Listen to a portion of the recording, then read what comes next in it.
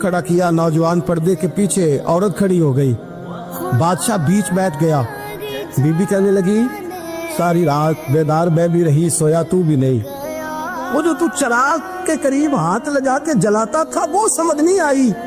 नौजवान रो पड़ा, कहने लगा क्या करूं, मैंने रसूलुल्लाह का दीन पढ़ा है, क्या करूं, मैंने हुजूर का दीन पढ़ा है।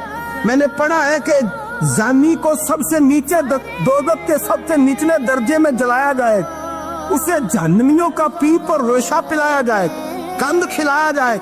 ये रवायतें पड़ी हुई थी। थोड़ी थोड़ी देर के बाद शैतान मुझे कहता था बदकारी कर ले। मैं अपना आग उसी वक्त जब शैतान मशवरा देता तो मैं आग पे करता। मैं कहता अगर ये बर्दाश्त हो गई तो वो भी हो जाए।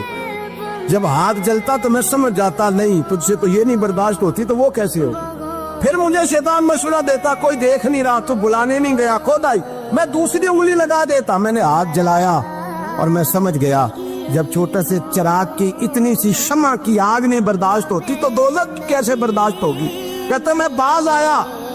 बादशाह ने ये कहानी सुनी, लफ्ज सुने तो चीख मार के रोया। कहने लगा तालिब इल्म, तू तो मेरे नबी का सच्चा गुलाम है और मेरे रसूल के जो सच्चे गुलाम होते हैं उन्हें फांसियां नहीं दी जाती, उन्हें तख्त पर बिठाया जाता है।